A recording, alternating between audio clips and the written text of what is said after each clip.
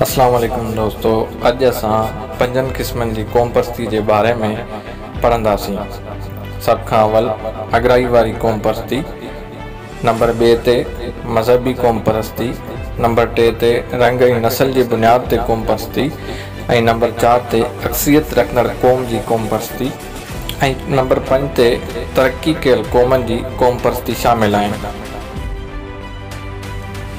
अगराई वारी कौम परस्ती जे हिन क़िस्म में एक कौम जी ॿिन क़ौमन मथां एहसास बरतरी वारो लाड़ो पैदा थिए थो, जेको अॻिते हली फस्तायत फाशिज़म जो रूप वठे थो, जी माज़ीअ में जर्मनी ऐं इटली में पैदा थियो ऐं हिन वक़्तु इसराइल ऐं साउथ अफ्रीका में पैदा थियल आहे।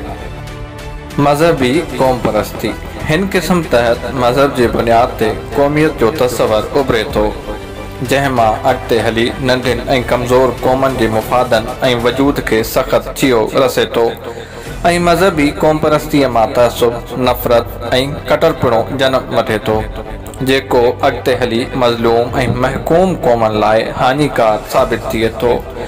मज़हबी कौम परस्ती जे बुनियाद ते भारत, पाकिस्तान, इसराइल ऐं इंडोनेशिया में काफ़ी जमायतूं जनम वठी चुकियूं आहिनि।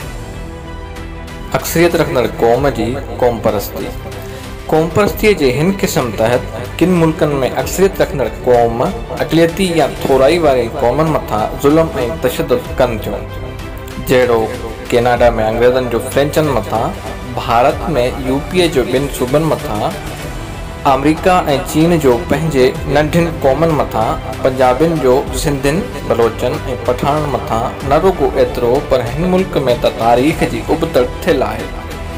हिते त 8 करोड़ अक्सरियती बंगालिन मथां 3 करोड़ अक़लियती पंजाबिन जो तसलुत रहियो आहे।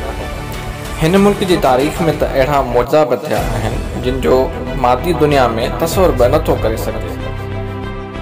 तरक्की याफ़्ता या तरक्की कयल क़ौमनि जी कौम परस्तीअ जे हिन क़िस्म में उहे क़ौमूं अची थियूं वञनि जिन तइलीम, जदीद टेक्नोलॉजी, साइंस, पैसे ॾोकड़ ऐं वणज वापार में तरक्की करे दुनिया जूं शाहूकार तरीन क़ौमूं बणिजी वियूं आहिनि, ऐं बाक़ी नंढिन ऐं ॾुतरियल क़ौमनि जे रत ऐं पगर ते पंहिंजे वजूद जी अमारत अॾी अथनि।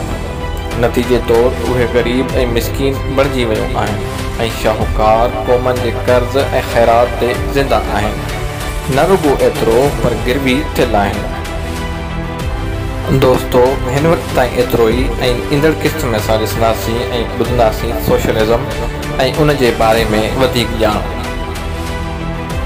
तारीख़ सां आगाह रहण लाइ असांजे हिन चैनल खे सब्सक्राइब, लाइक ऐं शेयर ज़रूरु कंदा। हिन वक़्त लाइ एतिरो ई। अस्सलामु अलैकुम।